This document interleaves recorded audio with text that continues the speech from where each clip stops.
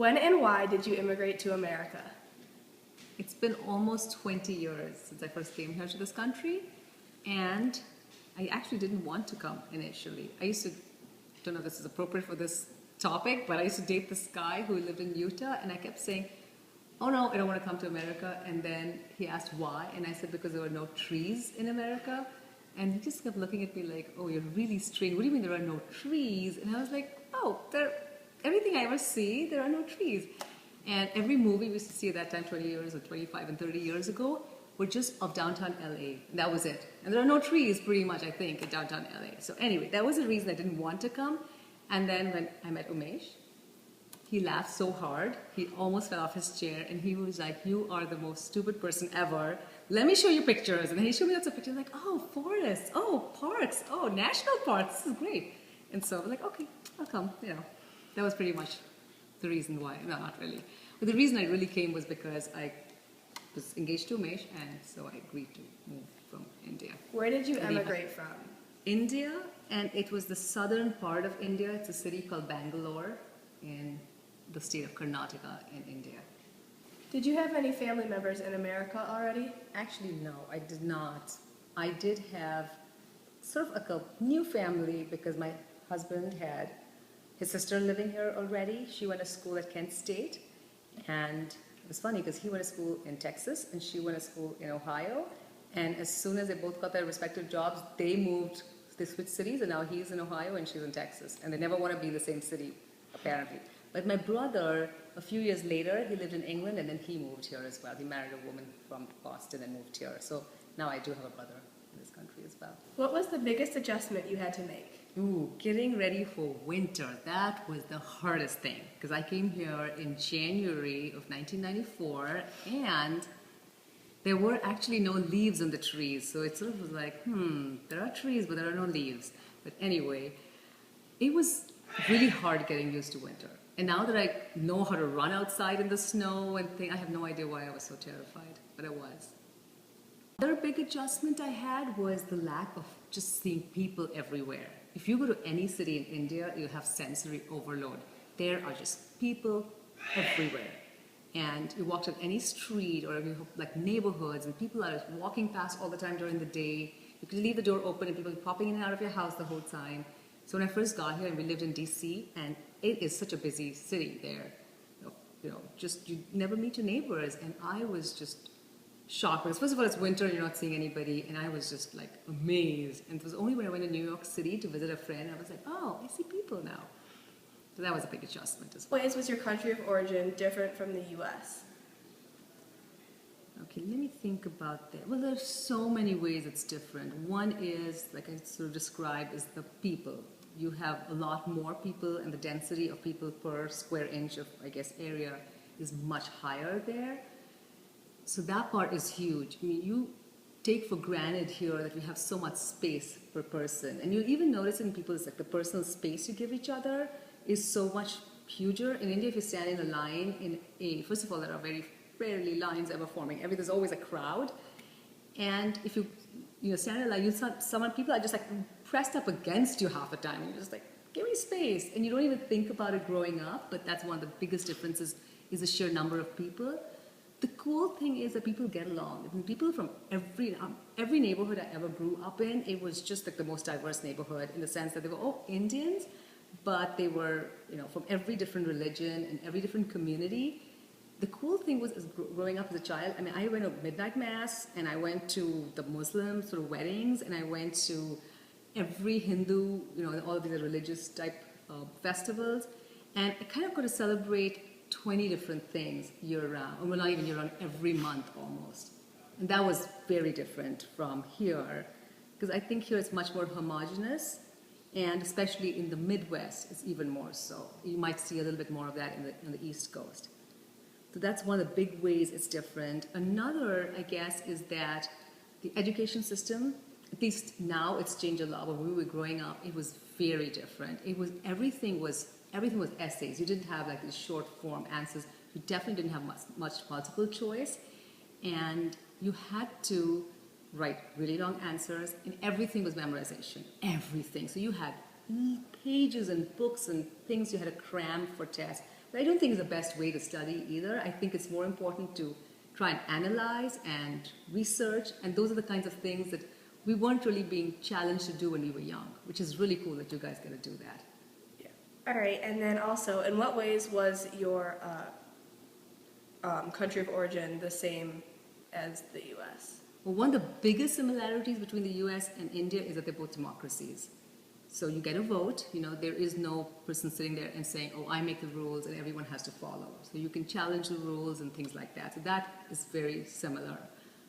The other thing is that a lot of people are surprised, but most of us, at least in cities, grew up speaking English because just like America, India was a colony of the British. So the British system of education and language and a lot of the things came down to us.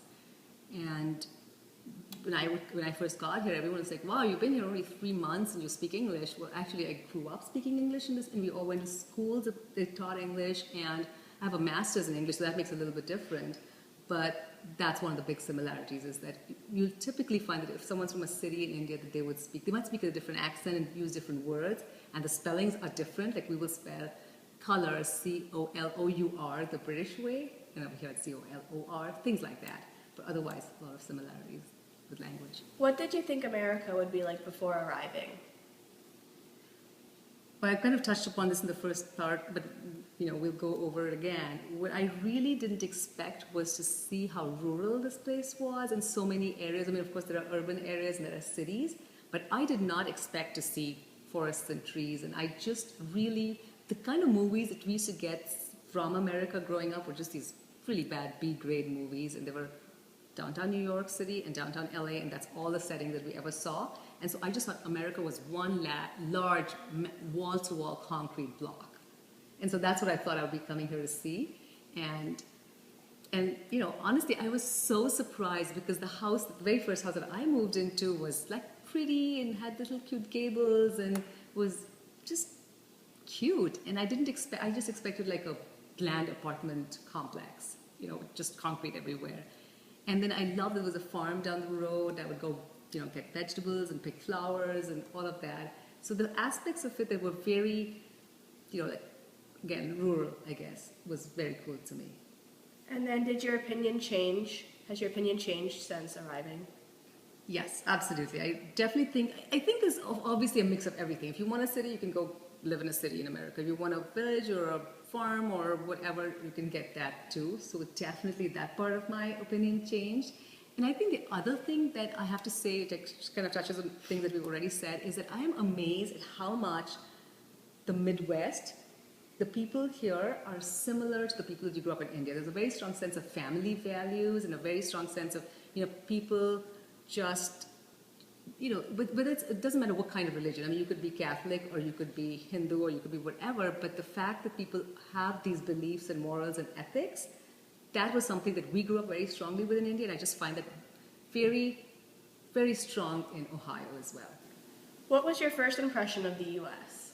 The first impression was a little scary. I looked out of the plane and I just saw what looked like, a sea of white because it was all snow, and it were all these trees with no leaves, and I was like, what happened? What happened? You promised me there were going to be trees. So it was a little scary.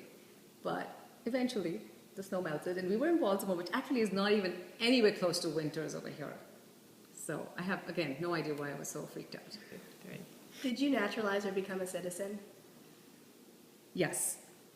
I became a citizen 10 years after moving here. So I got here, and then in 2013, I became a citizen in 2003, February that year. So it was exactly 10 years ago.